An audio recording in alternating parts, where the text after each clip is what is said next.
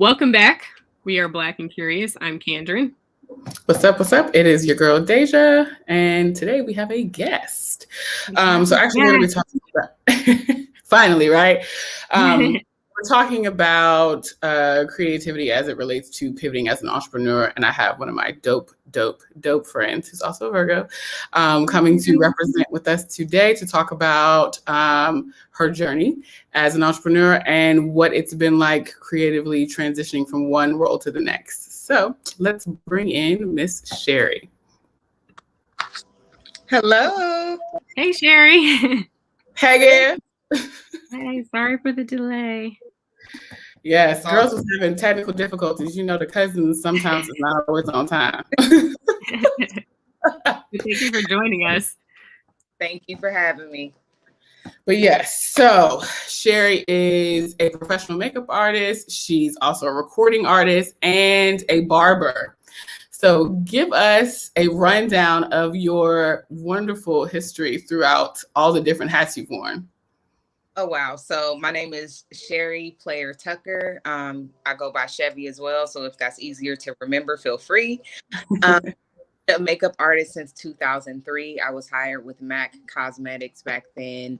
I journeyed with them for about 12 years and decided that it was time for me to move forward and work for myself because anxiety and because I wanted some freedom, as well as just to have control over my schedule and my life, the life that I desire to live. Within all of that time, though, I got my degree in interpersonal and organizational communication at Cal State Long Beach in 2009. I went back to school in 2016 to receive my cosmetology license. Took me, well, it's going to take me a year and a half. It took me 11 months. I was not playing. Clearly not. Virgo traits. Yeah, it is.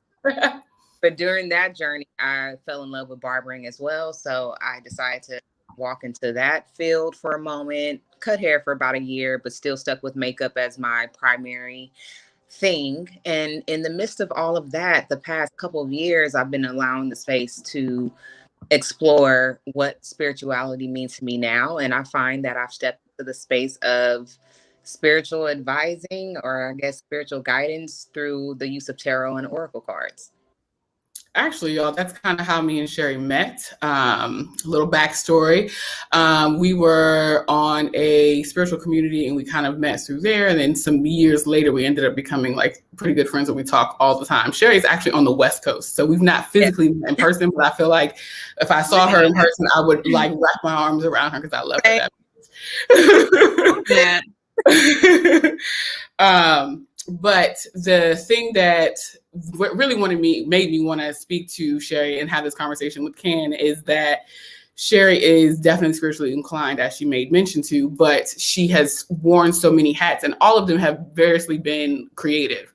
And so my curiosity was kind of peeking at the idea of like, well, what was happening along your journey that made you jump from one thing to the next? Because like as spiritual people, Can included, we always have a inner knowing that it's time to do something else. And I'm just curious as to like, how'd you know? Definitely. Okay, so in the beginning with my makeup career, I really went to makeup only because at the time I was working a minimum wage job and someone was like, hey, this company is hiring, and the offer rate for starting was double what I was making. So I was like, why? But I didn't have any like actual makeup experience. I only did a couple friends, but you know, I doctored up my resume like I was just doing the damn thing. Okay, that's what we do. Okay. Right. Come and on, so resume razzle dazzle. Right. But I didn't think that I would actually get hired by the company. But I had my interview. I had my practice interview where we had to bring a model in and do makeup. And I actually started as a part-time artist with MAC Cosmetics back in 2003. And within my time there, I began to move up in the company really rapidly. So I became full-time. Then I became a third key, which is basically an assistant to the assistant. And then by the age of 21, 22, becoming the first and youngest assistant manager for a $2 million door. It was a lot, and I still wanted to grow and become a trainer with the company. And once I saw that that was the ceiling and they didn't want me to kind of push past that, I felt like it was just time for me to kind of figure out what my next steps would be. But at the same time, I was comfortable with my pay. Mm-hmm. Yeah, like, so for me, spiritually, I wasn't really where I am today spiritually. Back then, it was me being young, living my life, and just making decisions and whatever I felt was going to put me in the position to make the most money.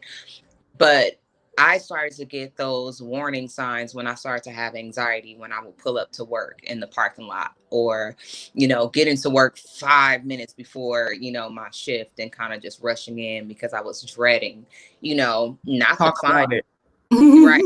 Been The there. clients, just dreading the environment because over that particular company moved from the artistry, and it was more so just about the business and the numbers and driving that. And as a creative, you can't put me in a box like that. So my husband at the time, we were just dating, he saw my distress in that. He saw the anxiety attacks, and he was just like, just quit. I got you. And I was like, how? Like, we had only been dating maybe about 4 to 6 months at that time. Come And on, he was that's it. right. Yes. But he was like, no, I got financially, like, I think you'll be fine. And so that's what I did. I put in my 2 weeks resignation. I scheduled it to land like the day before Halloween, because my desire was to take my daughter trick-or-treating without having to ask for the day off, as well as work the busiest day or one of the busiest days of the year. And within that 2 weeks, I was passing out my cards on the low, like, hey, I'm leaving, y'all. Yeah, that's how you do it. Take your Mac clients with you, okay? Shout out to all the Mac girls that's still working and hustling that damn counter. Right. Not an easy job, man. It is not. And people think that it is so glamorous and so great. No.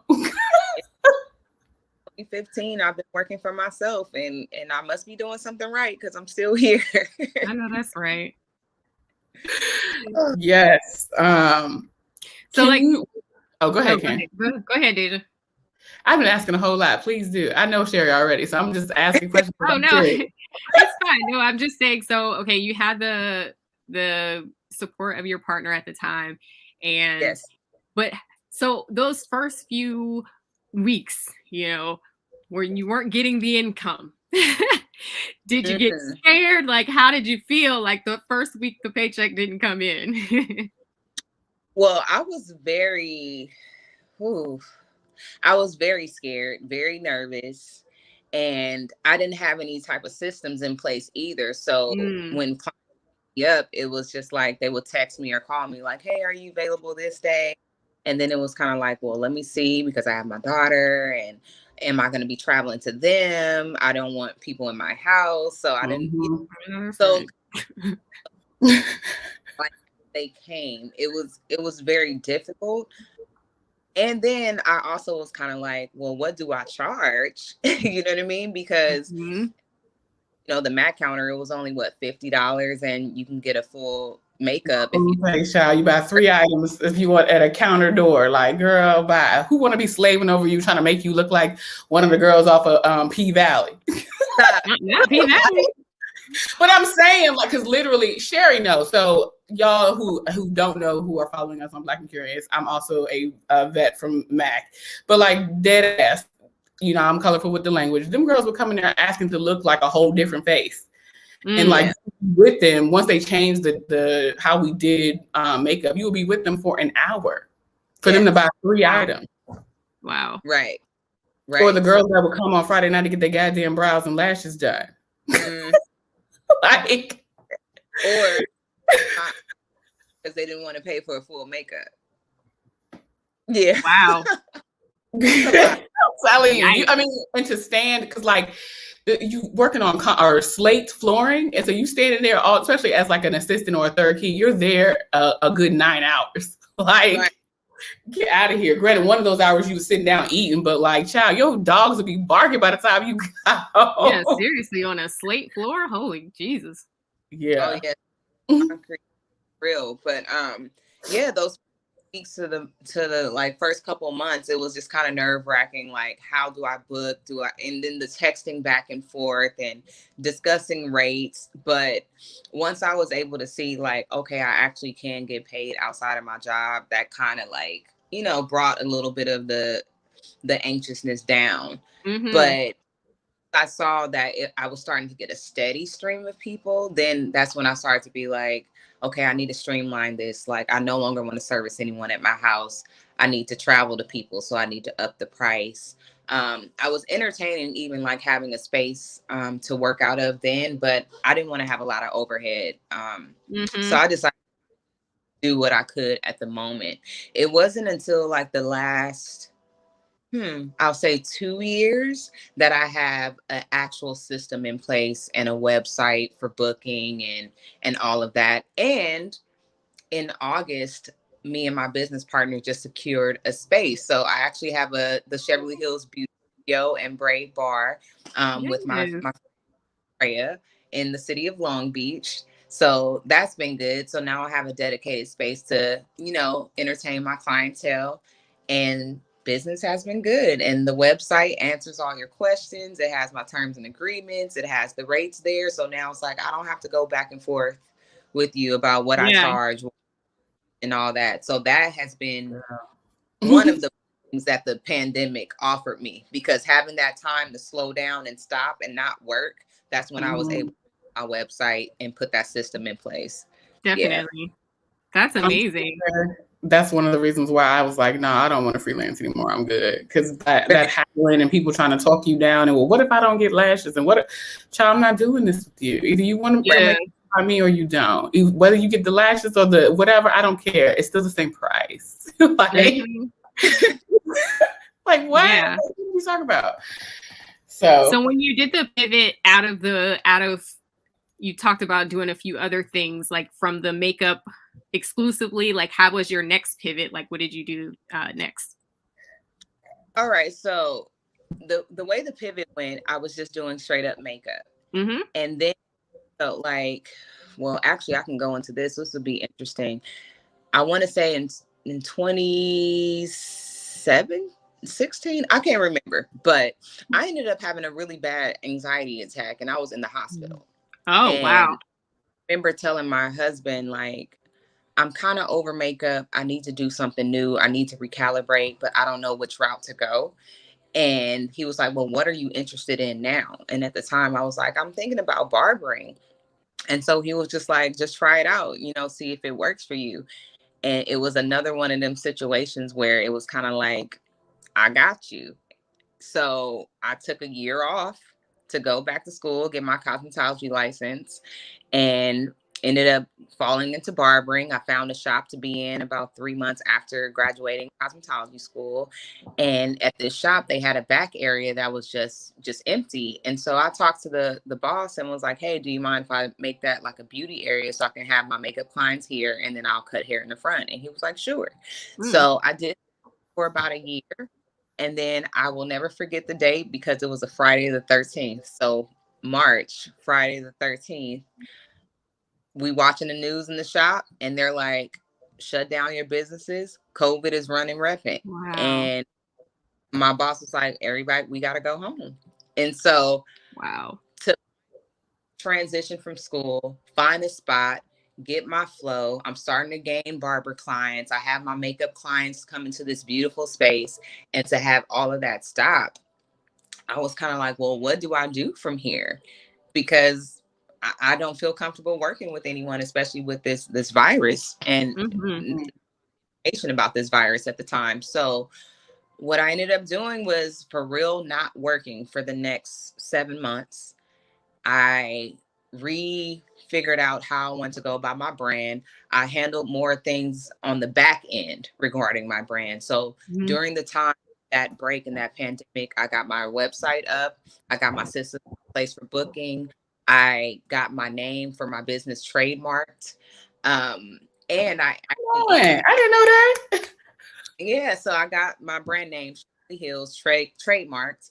And in that process as well, I was like, I need to find some type of physical product to offer my clients during this time because I don't know where my income is going to come from.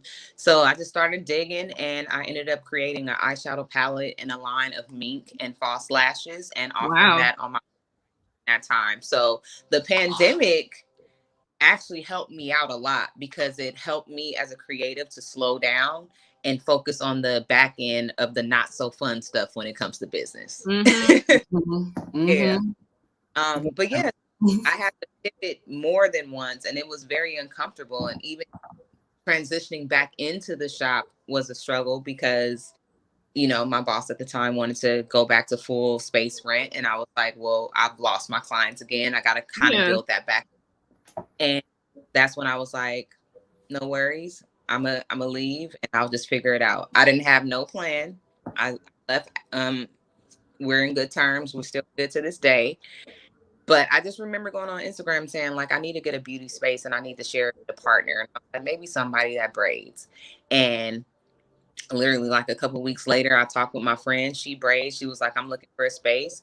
We found local. It was more than enough space. And me and her took our funds and invested into what it looks like now. And officially, I'll be starting my full journey there October 7th because I decided to take a month off for my mental, spiritual wellness. So yeah, I'll be space October 7th, and we'll see what happens with that. So yeah, it's a constant pivot. I feel like the past 2 years has been like a pivot every 6 to 7 months. Oh yeah. Would you say that there are any like major lessons that you've learned along the way that you would like, if you could give it back to yourself at the times that you're going through things, you would, Oh, okay. We're Virgos and we like to overthink and we like to think about all of the possibilities, and we tend to lean on the negative possibilities.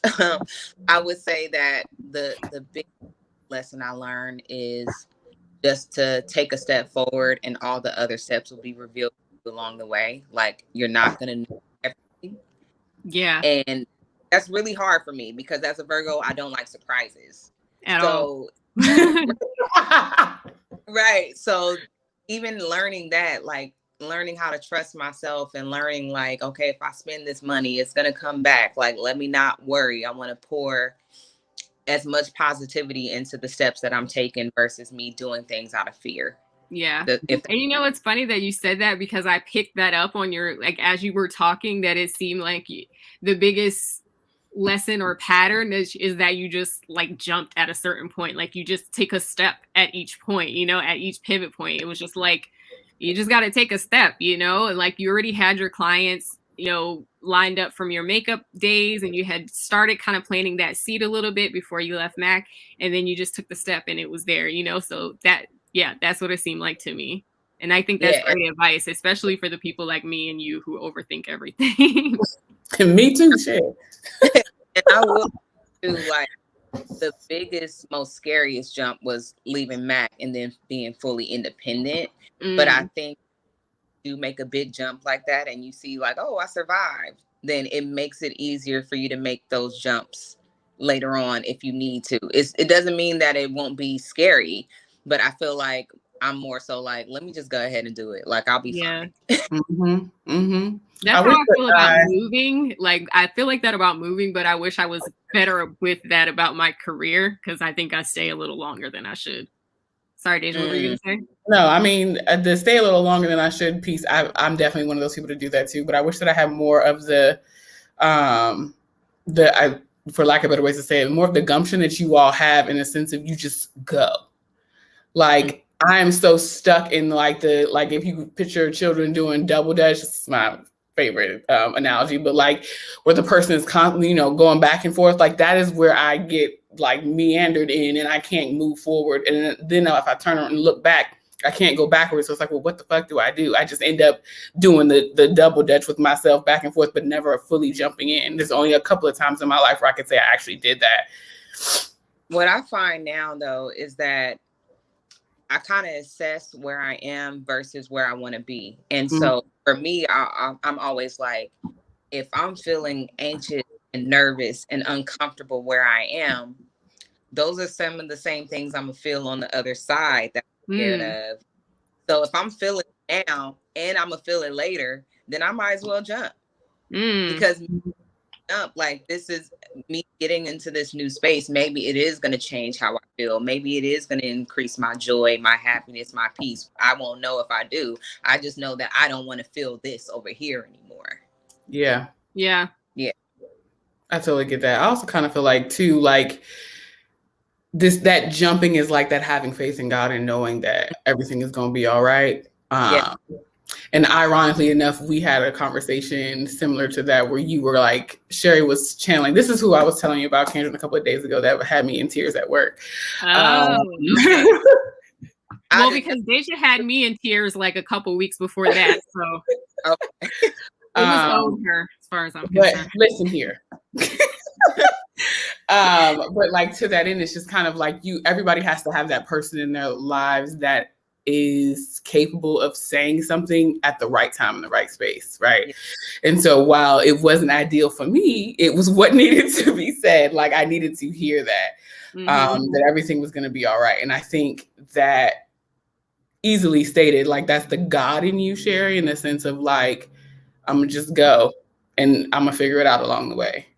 Yeah. Like, but honestly, I have to credit a lot of that though to my husband, because if I didn't have like a supportive partner, like he's really one of those, like whatever it is you want to do, and you ain't hurt nobody, I got you. Or you should really explore that. And he's always like that person that I can bounce those things off of, no matter how off the wall it sounds. Like he's like, all right, if you feel like that's what you should do, like I got you, like don't worry. It would definitely be a lot harder if it was just me by myself. So me knowing that I have kind of like this stable fixture in my life that's going to support me no matter what, it does make making those hard decisions a bit easier. Oh, that's good. Yeah, that's really good. Because out here being single is not fun. It's hard. Hard on the spirit. Yeah.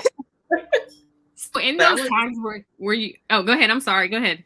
Oh, say thank you so much, Dehjai, for even saying that. Like it was the God in you that decided to speak, and this is something that I've been learning within the past couple of years and really trying to focus on now, because it's really hard for me to not think so much and to try to find that space of myself. But I feel like me taking these breaks and me knowing when I need a mental break or knowing when I need a break from work has helped me to kind of hone in on, okay, like what do I need for my own spiritual sanity, for my own physical wellness? What things balance me out, and how can I fit that into my schedule? Or better yet, how can I build that into my life and then have my work schedule work around that? Because I think that's a mistake that a lot of us make, especially Black women who we're programmed to be strong and figure it out, and no matter what, instead of me plugging into my schedule, like, oh, I want to go work out this day, all the things that I want to do are placed on the schedule first. I love that. And then if my clients want to book, I have learned to have that boundary with myself. Like, I'm not going to take a client on the days that I want to work out. I'm not going to take a client on Sundays. I'm not going to take clients past this time. So that way I'm not bending to the will of the money that I want to make. And I'm still able to do the things that make me feel good and make me feel whole. So I can operate in my, most optimal capacity, Yeah. I love that. You said a whole word there. That's amazing. So like in the times when you have transitioned into new spaces, how did you know you were in alignment in doing what it is that you were supposed to be doing? Oh, so this is where it gets tricky. Okay. Because I'm now, and this is a full transparent moment, and I feel like Spirit's going to talk because I feel like I'm about to hurt. I feel like I'm coming to the realization that a lot of what I have been doing has been out of necessity and not alignment, but God has given me to be successful in it, to sustain myself until I came to the true realization of what was really going on. So now I'm in a space where I'm transitioning into wanting to give, spiritual guidance to others. And I'm starting to question whether or not makeup is one of those things that still fits in the picture of what it is, or in the capacity in which I want to serve. And I'm starting to weigh, like, does this bring joy to me?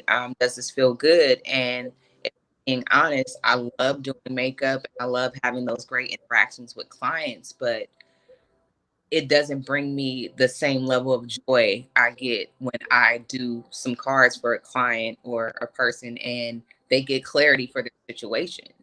Hmm.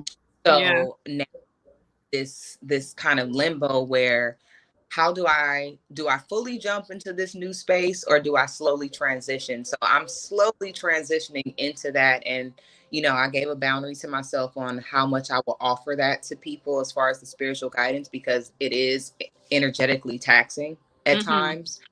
So I only offer that service now on Sundays between the window of 4 and 8 p.m. just to kind of get my feet wet and see what that's going to look like. Shall, people decide to book. Mm-hmm. Hmm. Also, as I go back to work October 7th, I'll see like how these makeup interactions make me feel. But I have a feeling, like this gut feeling, that I'm probably going to be able to transition some of my makeup clients into this new round, because I already talked to the people that I come into close contact with about certain things. Like if I read something energetically off of them, I'm able to pick it up and then give them that advice. Or like you said, Dehjai, that word that someone may need in that moment. Hmm. It's literally now just about how do I transition that into a business and do it in a way that's integral, where people don't think I'm just trying to capitalize off, Hmm. Yeah. So to answer your question, I'm still at that I don't know stage, and like I like to tell other people and myself, I don't know, and even that is okay. So I love that. Yes. And the funny thing you said about you don't want people to just think it's the next thing. It's like the world we kind of live in, that it's like everything is the upsell, but it's like this is actually your work. And you're serving them in multiple different ways, essentially. Hmm. exactly. So the new rebrand, or how I've been introducing it now on my page, as I begin to share more of that type of work, the spiritual work, I've been saying that I want to have more conversations surrounding spiritual, mental, and physical health under the guise of beauty. Mm-hmm. Mm-hmm. Yeah. Do you find that the conversations come easily, and like not so much like you have to pull teeth with people, or people that are just, because we have discussed before, like those who are very viscerally averse or like don't want no parts, like Mm-hmm. how do you handle that? So, I jumped out the window and was like, I'm just gonna do these Instagram lives and see what happened. I Mhm. actually was encouraged by my spiritual mentor. Her name is Ujo Wajet, Black woman out of Chicago. Oh yeah. Yes, so she has a background in fitness as well as the esoteric as well. And so I've been working with her now for about a month. I thought I told you this, Deja. No, I'm like, dang, I ain't heard hide nor hair from Ujo in a minute because she took her stuff down. Yeah, she has another page. She just changed the name. Okay, let Yeah, me so know. yeah, I've been working with her now for about a month, and she's been helping me to kind of figure out the root of certain things, and then giving me specific action steps to move more into the spiritual offerings that I want to share with others. And so four of my action steps last week were to make it known on my social media, Ooh. to add a link in my bio for Yeah, people to Trey. right make the service available on my main website, which at first I was like, I can make a dummy page and then I can she was like, no, I do the same thing. So yeah. like you have a website already, people can book on there and they can pay. She was like, just put the service up there. So Hmm. I put the service up. I added a new reels on my Instagram. I added the link in my bio for people to book. I added it as one of my offerings in my bio on Instagram.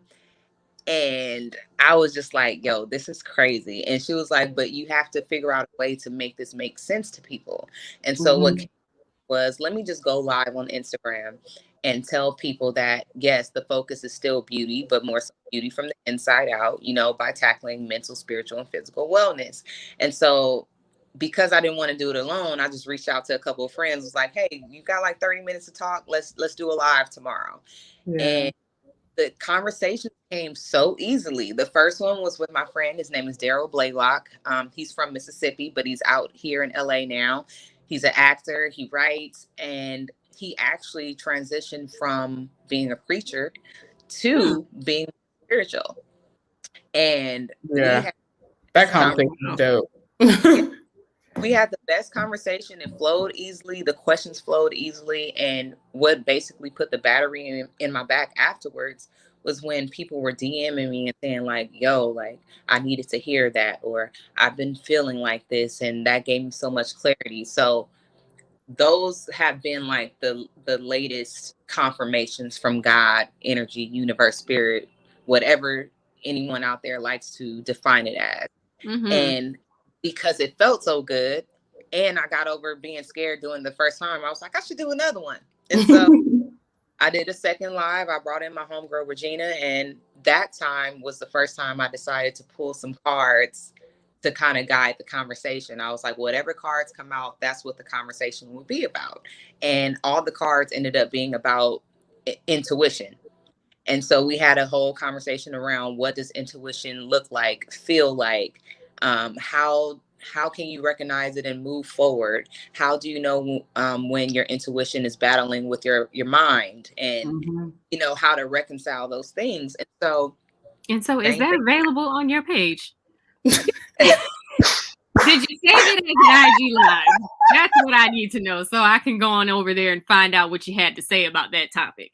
Yes, it's on my IGTV right there on my Instagram page. All right, I'll be up there later on today. Yes. See, but here's the thing, Kandron. Full disclosure, Sherrye. I gave Kandron the word on a video. We were playing a game, and I was like, okay, let's use some of my therapy cards. I think I've showed you those before. And then I was like, okay, let's get in your business. So, but I did like a soft-handed version of that. And I just did like the Sacred Oracle deck, which is basically like mini messages that you read and you move on. Right. But so, well, Kandron, it read me. I didn't read it. It read me. Go ahead. In the process of us doing that, Kandron was talking so viscerally about like, oh, I don't want you all in my business, and I don't know about this. I mean, just talking, and the cards fell out. So I was like, okay, well, which card do you want, 1 or 2? And so she was like 2, and that was literally the message that she needed to hear. And so what I find interesting for my friends who are not as like, I don't feel like I'm high level in the spiritual community or any of the sort like that, but those who have not gone the path in which I've gone, they receive all of this stuff and then they still be like, I don't know about that. I don't know about that. I don't know if I don't like how, I don't know. I disagree. But no, I don't disagree. I've never not talking about you. Yeah. I'm just saying, I totally agree. It was in my business. That's what I was offended by. But like, it's a thing of like the unlearning that we do as those who grew up in one way or knowing one way. And then as an adult, you get to redefine and figure out who it is that you want to be and what you want to believe in and how that all comes together and shows up as you go forward in the world. Right. I think it's beautiful that you are now offering these things. I'm hella proud of you because these are conversations that we have been having, like forever ago. I am still not at the point where I am getting on Instagram Live to talk about nothing spiritual related in the way in which you have done. I've done it, but like, I don't know that I would be having just random conversations with people about all my spiritual practices and things that I have experienced. Not there yet. See, I ask the questions. I ain't talking about what I experienced. Right. See? That's funny. And people will be like, are you crazy? Like, how is that possible? Hello, that part. That's why I don't ever say anything. No, I did once. Something that I keep to myself, and I'm keeping it, I won't say that I'm keeping it surface, but I'm keeping it more palatable and just allowing the platform to be a bit more open. Like, just think about these things. And I constantly stress that, like, I'm not here to change your beliefs. I'm not here to tell you what it is that you should do or add, but simply just open your mind to the conversation and ask yourself these questions. Does this still resonate with me? Do I still believe now because it's genuine, or it was something that was programmed into me and I'm just carrying it with me? And so all I really want to do is just have people question why they do what they do. That's pretty much it. But yeah, I'm not sharing the other stuff. That's between me, you, and our other For spiritual you, not me. friend. For you, not me. Would it be fair for you to say that all the experiences that you've had up into today was required for you to get here in terms of expressing your spirituality and being so open to do so now? Ooh, oh my God, Dehjai. Y'all know I'm a life coach. You know, I works, I does things. What particular experience is kind of like was the catalyst for all this? Okay. However you see fit to answer it. Now, repeat the question. Such a Virgo. Okay. One more time. Let me make sure I don't want to answer that one. Would you say that would it be fair to say that all of the experiences that you've had up until today have brought you to the point to be open and vulnerable with your spirituality and express it in the way that you do now? I won't say that I'm open to expressing it now because of the experiences, but I just feel this urge from within myself of like, I have to share. But this is my plan though. Like I told it ain't never your plan. Right. That's not how it works. And she was just like, I see that you did all your action steps. How do you feel? And I literally responded back to her and I said, I feel like I'm exposed and like I'm out on a limb. So this is still something that I'm walking out like day to day. But I will say that exploring what spirituality is supposed to look like to me helps to make sense of all the experiences I've had from that I can remember from age 16 to now, whether it be dreams that I had, whether it be different visions, which now I'm learning that it was not just visions. I can for real see things and sometimes foretell things, and learning how to put the appropriate definition. I hate the way that you just took your sip from your straw. Like, yeah, the puzzle pieces together. Yeah, that wasn't just a random dream. Those were messages. Yeah, that wasn't just a vision. You actually foretold something that was to come. And kind of wrapping my head around that now, but giving myself space to explore that, because when I would experience it in the past and then I would go to my church or to my pastor and ask about those things, it was always, that sounds dark. That sounds demonic, or yeah, you need to pray about that. Or if I had a question about something in the Bible that didn't logically make sense to me, it was always like, don't question God. Don't question the word. Like, this is what's true. Antiquated thinking. Right. So I always like to express to people like, yes, I believe in God. Yes, I believe in Jesus, but in the way that I understand Jesus is totally different than what it was taught to me. Yes, I the word in the Bible, but not every word in the Bible is for me. And, you know what I mean? Or there's different parts of the Bible that work for different seasons of your life. And I feel like if you begin to explore that on your own, outside of just receiving only what the pastor teaches you or only what people suggest for you, you will find that everything is God and that you can learn from the trees and the birds and the flowers, because that was God's creation. So this one new thing that I've been telling myself and that I want to continue to share with other people is that everything created by God has the capacity to speak to you, even if it doesn't have the physical capacity to speak. So that to you. So that's what I'm saying. So I feel like when people are like, oh, just meditate on this, and oh, that's not of God. But the Bible tells you to meditate on the word. Now, how you about that depends on whatever path that you take. Yeah. And like the thing that, to your point about like that meditation thing, Kandron last year, I think, put me onto Debbie Brown's podcast, and she had Candace Bimbo on, who's also like I think she's a pastor, or she's just a religious writer or something like that. But she basically was talking about the same thing, kind of like, well, all these things that you say, they're not of God, but like, as it relates to you praying and having communication with God, how do you receive word from God? And like, she was speaking to, like, I guess one of her clients that she was counseling, and the client didn't necessarily have an answer. And so she was like, well, when you pray, you're talking to God, but when you meditate, you are listening to God. That is the only time that you are clear of mind and of mouth for you to receive things being said to you in other ways. Because to the point that Sherrye made, everything that God created is always, and I'm adding, is always communicating with you, period. You just have to be still long enough to receive it. And it's interesting to see Debbie Brown's like transformation, because, and it's so funny you bring her up, because I know Devin from the music industry. So really good friends with my homeboys, DJ Head and Chuck Dizzle, who have the show on 92.3 out here in LA. And she used to work at K-Day Radio, and she moved up in the ranks, but she got to a point in her life where she felt like she wasn't fulfilled.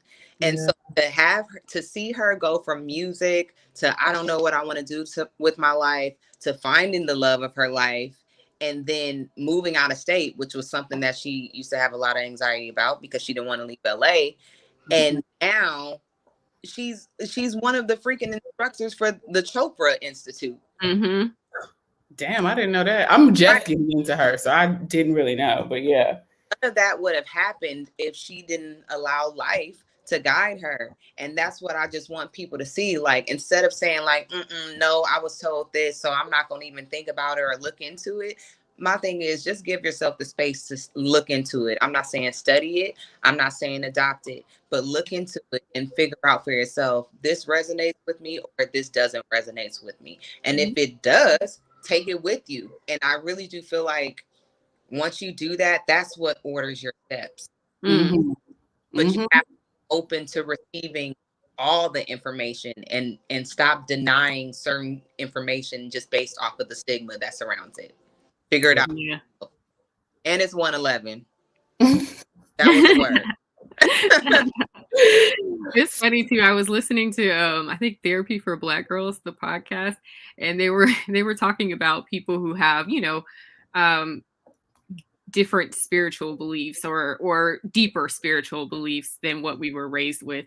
And it was like, for all of y'all that talk about, what you're not going to do, we have a whole lot of superstitions, and those are all rooted in, you know what I'm saying? Like, even hearing people talk about a bird that went by, oh, that's your well, how do you not believe that the spirit was chirping? That's your man. The bird is chirping and it's at your deck, and you talking about the bird is your husband.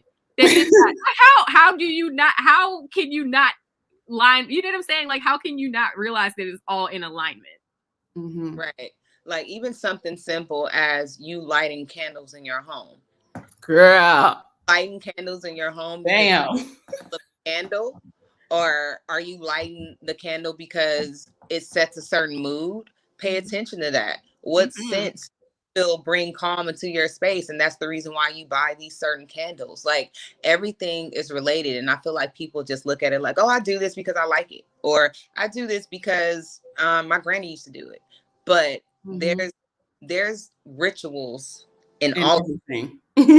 No matter how minute or how grand. Like, we all have certain rituals, and it could be something as simple as, in the morning, I light a candle at my table and I have a cup of tea or coffee. That's a ritual, boo. Yeah, it is. Hello. And they got rituals in the church house too. In the church house too. And it's rooted in something. You know what I'm saying? It's not just, it didn't just happen out of nowhere. Like, it's a reason why those rituals are passed down and repeated. Right. I had just said on one of my, I was like, you shouldn't have a problem with anybody lighting candles to reverence their ancestors if you light candles for your home to set a mood. It's the same difference, in my opinion. Definitely. There you go. Totally agree. Man, this was just a delicious conversation. I'm so glad. It was. Wow. And you're our first guest. Shout out to you. Shout out to you. Very kind. tell people where they can find you, reach out to you, all that jazz. All right. If you are interested in booking your makeup session with me, whether you're going to an event or you need makeup lessons for yourself personally, or if you're interested in a tarot or oracle reading, you can find all of that on my website, which is www.cheverlyhills.com. That is hills with a Z at the end. And as for my social media, it's also at Cheverly Hills on Instagram, Facebook, and Twitter. All right. And we'll be sure to include that in our description box as well. Yes, for sure. Can I put you on the spot though, Sherrye Boo? Oh God. Here we go. Here we go with this crap. Can we get a word to close out the show? A little shuffleization of the chords. Look at her face. I think she's trying to get me back, Kandron, for the probably. But, what's funny is that all three of my decks are right here. So that's why I asked. Duh. You know, what would y'all prefer? Oracle card? Just keep it nice and light.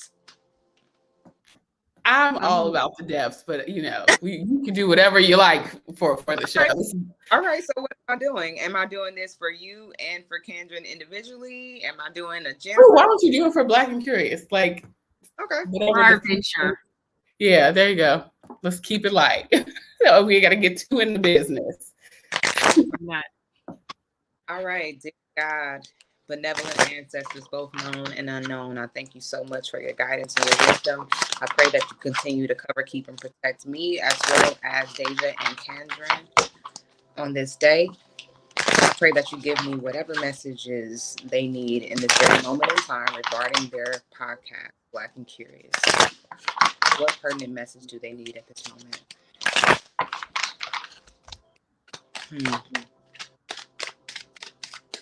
A whole bunch of cards jumped out, but I didn't even begin shuffling, so I'm not going to do that. There's one. Anything else?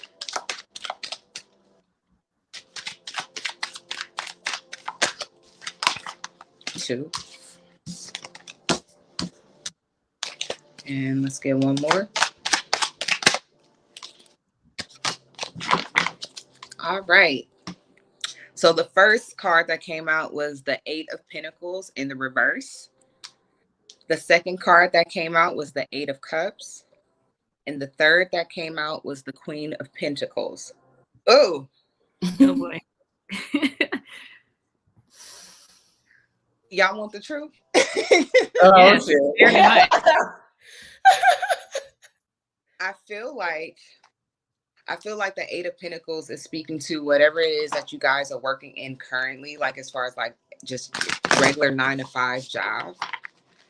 It's telling you to kind of like move away from it and to focus your energy on building this platform, this podcast. He is not ready. Yeah, because the Eight of Pentacles typically in the upright means that you're just hard at work at whatever it is that you're currently doing. And I feel like with it being reversed and it being next to the Eight of Cups, which is, walking away from a certain situation, I feel like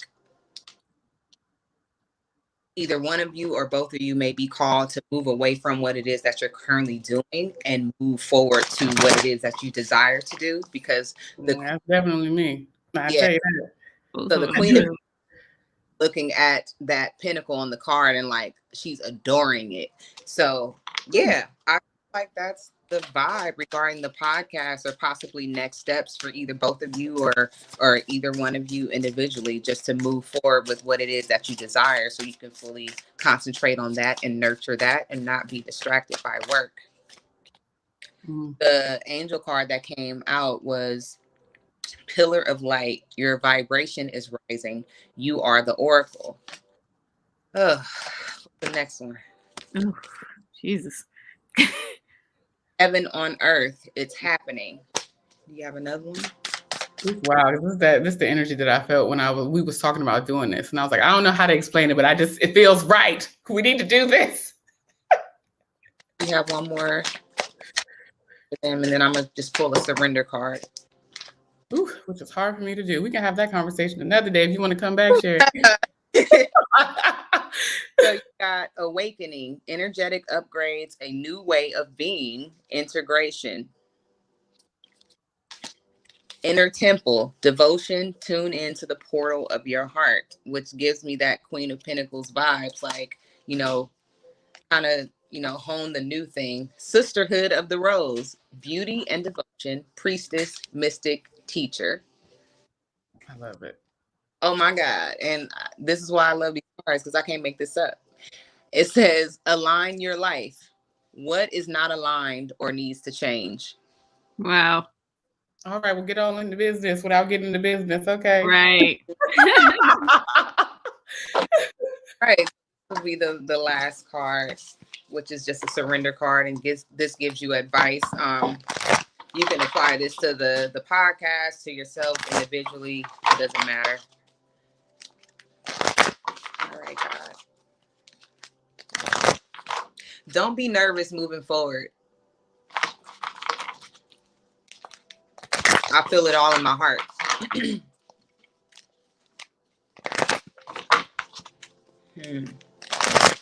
All right. What do they need to let go of or hold on to? What does the Black and Curious podcast need to hold on to or let go of? Boom. Surrender to play. Take a break from overthinking a goal. Do something fun. Play is a time of recreation and rejuvenation. And that's what we do well together. And surrender to creativity. Let your imagination soar. Stay open to all creative ideas about how to pursue a dream or solve a problem. I love that. I love we that. literally just did a podcast about like what are we relearning, and one of the things is play, and that is the reason we started the podcast, because we both felt so bogged down and that we needed like a creative space. So that is right on point. Awesome. Oh, and I just got the chills. So we about to get something else. Let it out. Okay, I asked for it. No, I'm just saying, like, after you said that, I just got the chills. So definitely confirmation that that's the message that needs to come through. The only thing that I'm feeling right now is literally, I just feel like it's not a heaviness, but how can I explain this? It's like a hold, like I feel like a tight squeeze in the middle of my chest. So that's why I said, like, don't have so much worry or anxiety about moving forward. So whatever that lands for you in either of you guys' lives individually or this podcast, like, I just feel that. So whoever's feeling it, I need you to breathe so I don't feel it no more. It's for me. I was like, all right, I'm straight. She good. No, I'm good. No, you already checked me this week, bitch. I'm straight. Well, thank you, Sherrye, so much for your time. We really appreciate it. I absolutely love this conversation. Thank you for just sharing with us and sharing your gift with us. And we'll make sure to link everything down below so you guys can find Sherrye and talk to her yourself. And we are Black and Curious, and all of our information will be down below as well.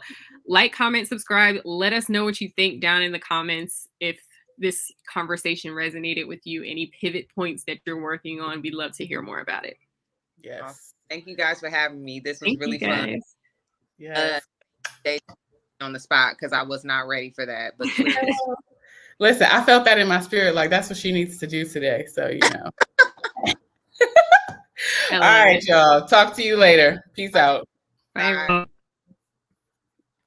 I need to go in here so I can end this here live.